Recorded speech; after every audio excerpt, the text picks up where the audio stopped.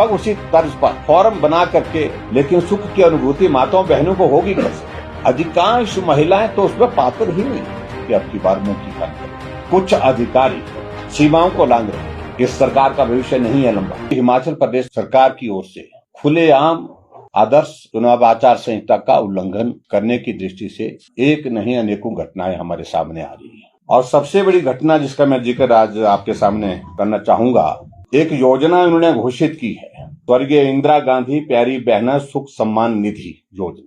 लेकिन सुख की अनुभूति माताओं बहनों को होगी कैसे? अगर उस क्राइटेरिया को अगर हम देखें, जो क्राइटेरिया तय किया है, उस क्राइटेरिया में तो हम इस बात को देख रहे हैं कि बहुत सारी महिलाएं इसमें पात्र ही नहीं होंगी। किसी को पेंशन मिलती है परिवार को, तो वो पात्र नहीं होंगे। और कहा तो उन्होंने यही था कि हिमाचल प्रदेश की 18 से 60 साल की सभी महिलाओं को 1500 रुपए देंगे। अगर सभी महिलाओं की बात आती तो उनकी संख्या हिमाचल प्रदेश में 22 लाख बनती है। और मुख्यमंत्री ने घोषणा की है कि मैं हिमाचल प्रदेश में 5 लाख, जो अभी जो घोषणा की है उसके अंतर्गत 5 लाख महिलाएं लाभान्वित होंगी। अगर 18 से 60 साल महिलाओं के लिए कहा था तो ये योजना तो 22 लाख महिलाओं के लिए होनी चाहिए थी। 5 लाख महिलाओं के लिए कैसे हो गई फिर सीमित? अगर 22 लाख महिलाओं को आपने 1500 रुपए अगर देने की अगर बात करनी है तो एक साल में बजट का प्रावधान आपको 4000 करोड़ रुपए करना पड़ेगा। उसके लिए बजट में जिक्र ही नहीं है। फिर भी उसके बावजूद कहा कि 800 करोड़ रुपए इसके लिए खर्च करेंगे, 5 लाख महिलाओं के लिए जो देंगे। और 5 लाख महिलाएं हैं कौन?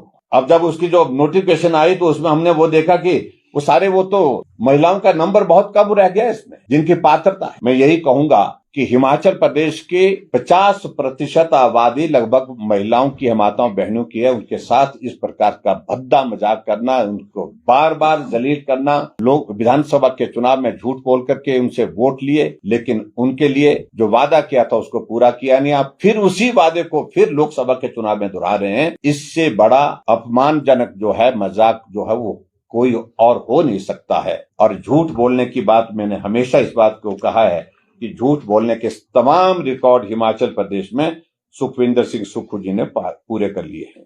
विधानसभा के चुनाव से पहले भी उन्होंने यही इस प्रकार से घोषणा की, गारंटी दी, फार्म बांटे, फार्म भरे, लेकिन उसके बावजूद 15 महीने तक जो है उस पर कोई कार्रवाई नहीं की।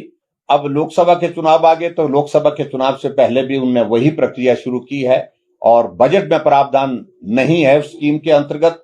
लेकिन उसके बावजूद बिना बजट के, मैं भी मुख्यमंत्री रहा हूं 5 वर्ष, हमने 5 बजट प्रस्तुत किए हैं। जिस स्कीम के लिए बजट में बजट का प्रावधान ही नहीं, और स्कीम भी ऐसी होती है कि 100 करोड़ 200 करोड़ की होती तो भी समझ में आती। 800 करोड़ से ज्यादा का उस पर खर्च करने का मुख्यमंत्री खुद कह रहे हैं, लेकिन बजट पारित जो हुआ है उसमें उसका जिक्र ही नहीं है, उसका प्रावधान ही नहीं है। ये सबसे बड़ा हास्यास्पद है मुख्यमंत्री की कार्यशैली पर और उनकी सारी हड़बड़ाहट पर, जिस प्रकार से लोकसभा के चुनाव में वो महिलाओं के वोट को फिर से गुमराह करके हथियाना चाह रहे हैं। और मैं इस बात को कह सकता हूं कि अब की बार मुंह की खानी पड़ेगी।